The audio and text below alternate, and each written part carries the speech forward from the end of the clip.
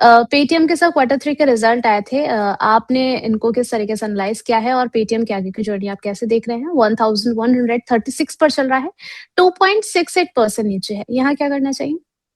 Paytm में 23 जनवरी को एक सेल ऑफ आया था जो ऑलमोस्ट 10% का सेल ऑफ था। ये इतना बड़ा जब सेल ऑफ आता है तो ये समझ लीजिए कि जो बिगीज है उन्होंने अपनी पोजीशन को एग्जिट कर दिया है। यहाँ से जो भी बाउंस रहेगा वो बाउंस यूज होगा अगेन कि उनकी जो रिमेनिंग पोजीशन है वो एग्जिट करनी। ये सारी चीजें अच्छी अच्छी जो न्यूज है, अच्छे रिजल्ट्स है, अभी ये काम आने वाला नहीं, बिकॉज जब तक जो बड़े लोग हैं वो निकल चुके हैं तो फिर अभी ये छोटे लोगों से ये स्टॉक संभलने से रहा है। बेसिकली सेल ऑन राइज की सलाह रहेगी। आज मेक एंड ब्रेक लेवल पे चल रहा है, 200 डे ईएमए के आसपास में काम कर रहा है। 1140 का इसका 200 डे ईएमए इसके नीचे अगर क्लोज करता है तो ये स्टॉक का ट्रेंड भी डाउन हो जाएगा। मोमेंटम ऑलरेडी वीक है, स्ट्रक्चर खराब है, खाली ट्रेंड है आज जो उसको संभाले हुए हैं। लेकिन आज अगर ये 1140 के नीचे क्लोज भी हो जाता है तो ट्रेंड भी डाउन होएगा, तो ये स्टॉक को तो फिर भगवान ही बचा सकता है। चलिए ठीक है। कोई तो ऐसी जगह है जहाँ पर भगवान को याद किया जा रहा है। वैसे तो गोल्ड सिल्वर के प्राइसेज़ को देखकर भी जो है सभी के मन में यही सवाल आ रहा था और अब तो मार्केट कल रिकवर कर रहा था। आज थोड़ी-सी जो दिल है वो थोड़ा-सा धड़क रहा है कि अब बजट आने वाला है तो उस दौरान जो है मार्केट का ट्रेंड क्या रहने वाला है। उस दौरान स्विगी जो है 307 पर चलता हुआ नज़र आ रहा है, 6% की यहाँ पर गिरावट देखने को मिल रही है। सर स्विगी से क्या लोगों ने खाना-वाना मँगवाना बंद कर दिया है या क्या हुआ है यहाँ पर? नहीं, इनका क्या हुआ कि अभी डाउनग्रेड किया गया है ये स्टॉक को आफ्टर रिजल्ट। रिजल्ट में लॉस दिखाई दिया था इसके लिए। ये सारी चीजें हैं ये जो ऑलरेडी मार्केट को पता है। अब जो मार्केट को नहीं पता है, जो मैं मेरी जहां पे एक्सपर्टाइज है मैं उसकी बात करता हूँ। ये तो आप बोलेंगे रिजल्ट तो कल आया तो कल सबको पता चला अरे लॉस है ना। बट मैं आपको जी। ये बता रहा हूँ, ये स्टॉक का जो ट्रेंड है ये डाउन था। ये 31 अक्टूबर से ही डाउन हो चुका है।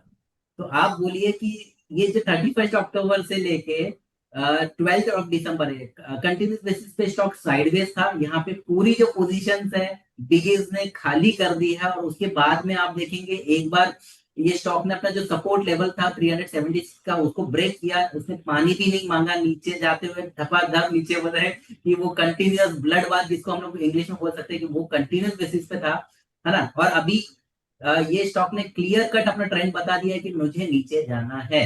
मैंने काफी लोगों को पैसे कमा के दे दिए, बट इसका मतलब ये नहीं कि लोगों ने अपना जो ऑर्डर्स है वो करना बंद कर दिया है। बट समझिए कि ये सारी चीजें कब होती है और क्यों होती है।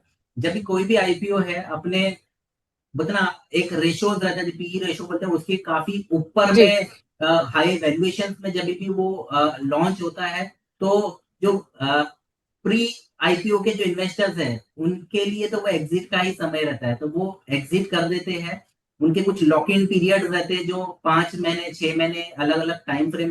6 महीने के बाद में हर एक जो प्री आईपीओ वाले इन्वेस्टर्स है उनका लॉक इन खुल जाता है और वहां से वो सेलिंग आप देखेंगे तो वो होता ही है।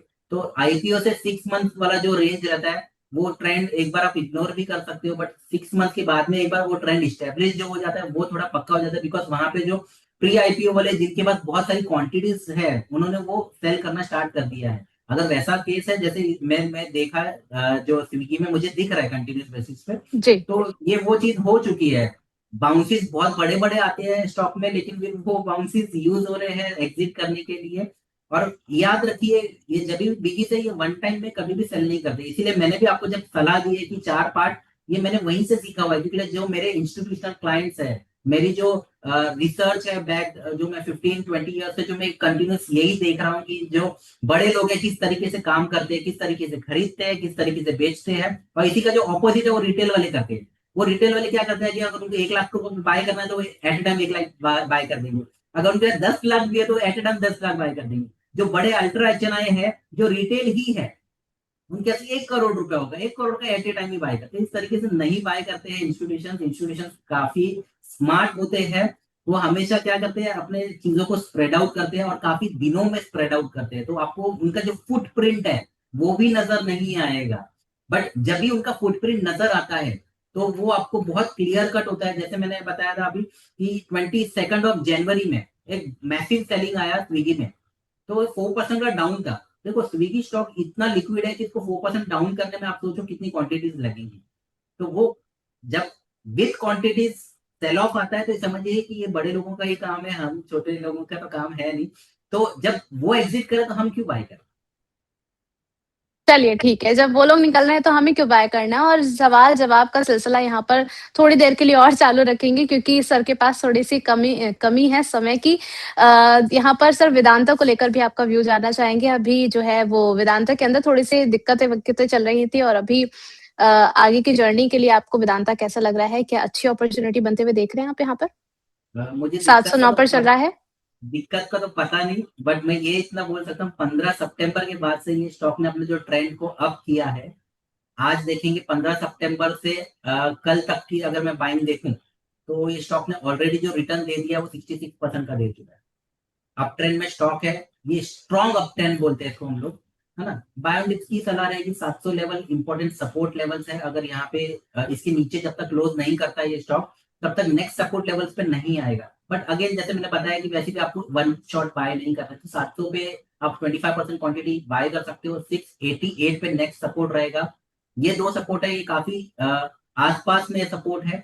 इसके बाद में सीधा 610 पे सपोर्ट है, वो बहुत बड़ा लेवल होगा। तो खाली इतना है कि अगर आप शॉर्ट टर्म ट्रेडिंग भी करो 668 लेवल्स को थोड़ा सा इंपॉर्टेंस दीजिए। अगर उसके नीचे क्लोज करता है तो एक बार लॉस बुक करके अगेन 610 पे आप री एंट्री कर सकते हो। बट ओवरऑल बिकॉज मेटल्स का ही ट्रेंड अप है, ये छोटी छोटी प्रॉफिट बुकिंग्स आएंगी, है ना। वो री एंट्री के लिए ही अपॉर्चुनिटी मिलेगी, क्योंकि क्या होता है कि अगर वन साइड वो स्टॉक जा रहा है तो वहां बाय करना रिस्की हो जाता है, रिस्क रिवॉर्ड फेवरेबल नहीं रहते हैं। तो ये सारी चीजें रिस्क रिवॉर्ड के हिसाब से देखेंगे तो ये फेवरेबिलिटी को ही मेंटेन करने के लिए आ रहे हैं। तो 700, चलिए ठीक है। 688, 668 ये दो सपोर्ट लेवल्स है, यहाँ पे ऐड करने की कोशिश की। सही है, बढ़िया है। यहाँ पर जो है वेदांता के अंदर यहाँ पर आपको एक सलाह मिल गई है। टाटा मोटर्स पैसेंजर व्हीकल, इसको आप किस तरीके से देख रहे हैं सर? डीमर्जर के बाद की जर्नी आपने किस तरीके से एनालाइज की है? और अभी 349 पर चला है, 0.68 पर है, क्या करना है यहाँ पर? पैसेंजर व्हीकल बोल रहे हो? जी। इसका ट्रेंड डाउन है जब से ही डीमर्जर हुआ है स्टॉक में। तब से आप देखेंगे तो एक मैसिव सेल ऑफ आया है ये स्टॉक में। और इसका उल्टा जो है, इसका जो काउंटर पार्ट है टीएमसीवी करके, है ना, जो कमर्शियल जी। व्हीकल उसमें बाइंग आई है। तो मेरे हिसाब से सलाह ये रहेगी कि मतलब जो है पैसेंजर व्हीकल से निकल के कमर्शियल व्हीकल में आप शिफ्ट हो जाइए तो ज्यादा बेटर है। टाटा ही है दोनों। बट यहाँ पे देखिए बहुत क्लासिक केस है, दोनों का नाम टाटा है, खाली सीवी पीवी कर दिया है। पीवी को आप देखिए कंटिन्यूस बेसिस पे सेलिंग आ रही है, सीवी में देखें तो कंटिन्यूस बेसिस पे आप देखें तो ये अप ट्रेंड में है। तो ये इसका जब भी फॉल भी आता है तो ये वापस से कंटिन्यूस बोलते ना हायर हाई बनाने की कोशिश करता है स्टॉक। तो मेरी सलाह यही रहेगी कि एक बार सीवी में आ जाइए, पीवी को छोड़ दीजिए।